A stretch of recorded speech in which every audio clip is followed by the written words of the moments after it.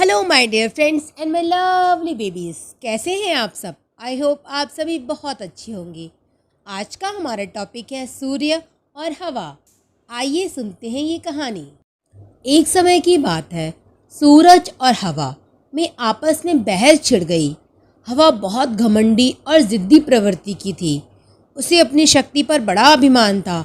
अक्सर वह प्रचंड वेग से बहती और पेड़ों को उखाड़ फेंकती, घरों को गिरा देती, खेतों में खड़ी फसल बर्बाद कर देती। उसमें उपस्थित आर्द्रता झील, नदियों और पानी को जमा देती। बहस करते हुए हवा सूर्य से बोली, मेरी शक्ति के सामने किसी का जोर नहीं चलता। सूरज चाचा, मैं दुनिया में सबसे ज्यादा शक्तिशाली हूँ। मेरे सामने सब तुच्छ है। सूर्य ने बड़ी नम्रता से जवाब दिया, मेरे विचार से हर किसी में शक्तियाँ भी होती हैं और कमजोरियाँ भी। इसलिए कोई खुद को सबसे ज्यादा शक्तिशाली होने का दावा नहीं कर सकता। खुद पर इतना घमंड करना उचित नहीं है।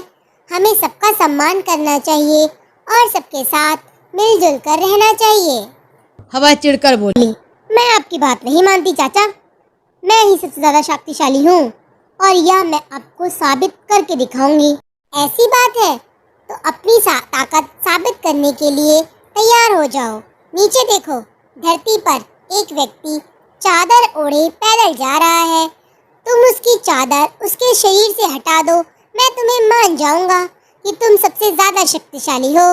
सूर्य ने हवा को चुनौती देते हुए बोला, इसमें कौन सी बड़ी बात है। कुछ ही देर में उस आदमी की चादर धरती पर पड़ी होगी। यह कहकर हवा प्रचंड रूप में आ गई और धरती पर धूल भरी आंधी चलने लगी। पेड़ पौधे लहराने लगे, सूखे पत्ते व अन्य सामान उड़ने लगे।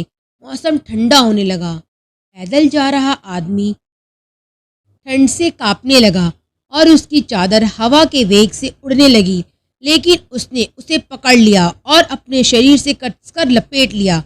बहुत प्रयास के बाद भी हवा उसके शरीर से वह चादर नहीं हटा पाई। तब सूर्य बोला, अब तुम देखना कि कैसे ये चादर मैं इस आदमी से खुद ब खुद उतरवा देता हूँ। सूर्य ने अपना ताप बढ़ा दिया। तापमान बढ़ते ही धरती पर जा रहे आदमी को गर्मी लगने लगी।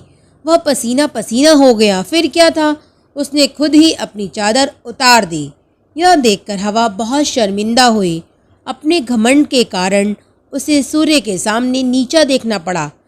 उस दिन के बाद से उसने अपनी शक्ति पर कभी भी घमंड नहीं किया। ठीक, कभी भी अपनी शक्ति का घमंड नहीं करना चाहिए, क्योंकि घमंडी का सिर हमेशा नीचा होता है।